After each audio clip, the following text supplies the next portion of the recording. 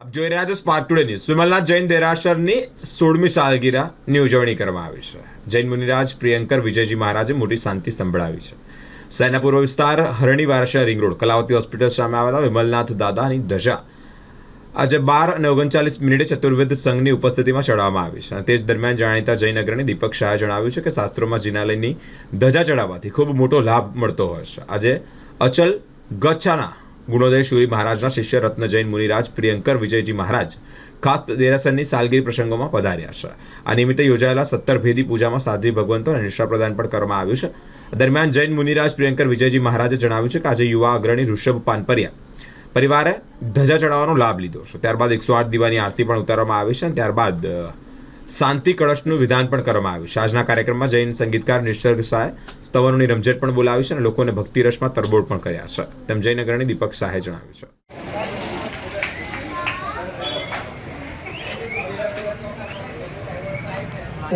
कर्मचारी जार तो वृद्धि भाव आत्मा उमंगकार तो निमित्त शुद्धा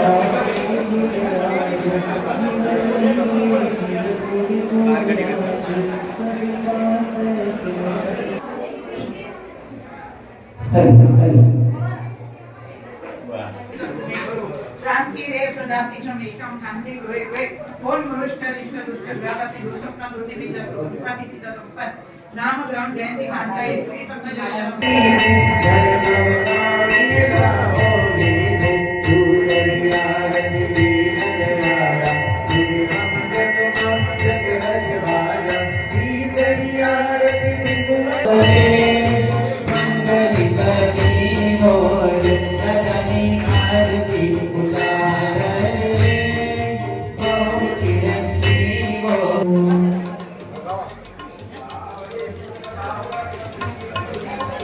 मस्तके वरिरायण मुकुट जलका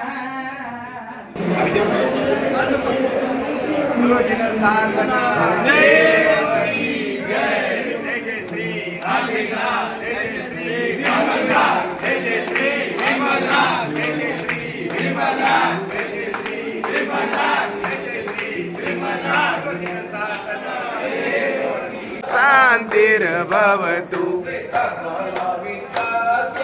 शांतिर्भवतु दादा ना देरा सर्व छूड़े रे दजा मारा दादा ना देरा सर्व छूड़े रे दजा मारा दादा ना देरा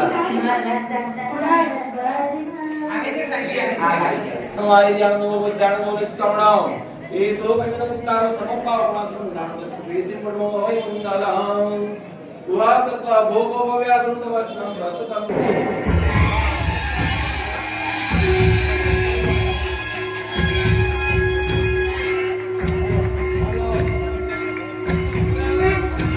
નમસ્કાર દર્શક મિત્રો, આજે કેડીઓ સંઘ વિમલનાથ દાદાનું દેરાસર અને આજે 16મી ધજા સરસ મજાનો પ્રસંગ.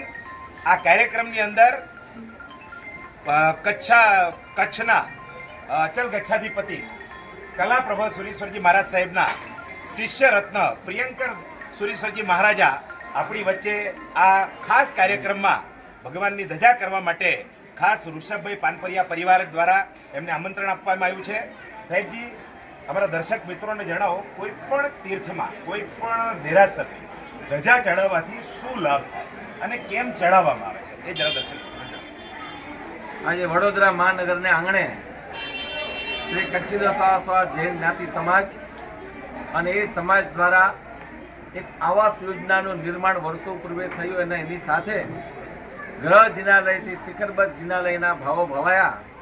અમારા પરમ તારક પરમ સદ્ય ગુરુદેવ અચલ ગચ્છાધિપતિ આચાર્ય ભગવાન શ્રી ગુણોદય સાગર સુરેશ્વરજી મહારાજ સાહેબ એમની અસીમ કૃપાના પરિણામે તે કાળે અને તે સમયની અંદર એટલે કે વિક્રમ સંવત 2076ની સાલની અંદર આ જિનાલયની પ્રતિષ્ઠા કવિન્દ્ર સાગરસુરી મહારાજના વરદ હસ્તે થઈ અને ત્યારથી લઈ આજે 16 વર્ષ થયા અને 16મી ધ્વજારોહણનો પ્રસંગ દર વર્ષે સંઘના ભાવિકો અલગ અલગ પુણ્યશાળીઓ બધાએ ઉછામણી બોલી કરી અને સુંદર લાભ લેતા હોય ત્યારે આ વર્ષથી 16મી ધ્વજારોહણનો પ્રસંગ માતોશ્રી સંઘમાતા લક્ષ્મીબેન પદમસિંહ પનપારિયા પરિવાર ગામ કચ્છ નાગરેચા હારે વડોદરા એટલે કે ઋષભકુમાર રતિલાલભાઈ પનપારિયા આ સમસ્ત પરિવારે ધ્વજારોહણનો લાભ લઈ કરી આજની સાધર્મિક ભક્તિ અને જીન ભક્તિની સાથે અનેકવિધ જીવદયા વગેરેના પણ લાભો આ પુણ્યશાળીએ લીધા છે.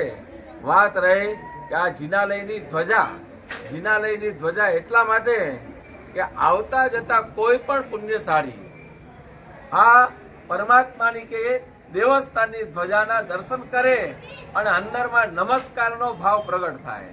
અને આ દુનિયાની અંદર નમસ્કારનો ભાવ એ વિશ્વ શાંતિનો મૂલાધાર હોઈ શકે. નમસ્કારનો ભાવ વિશ્વ શાંતિ આપનાર બની શકે.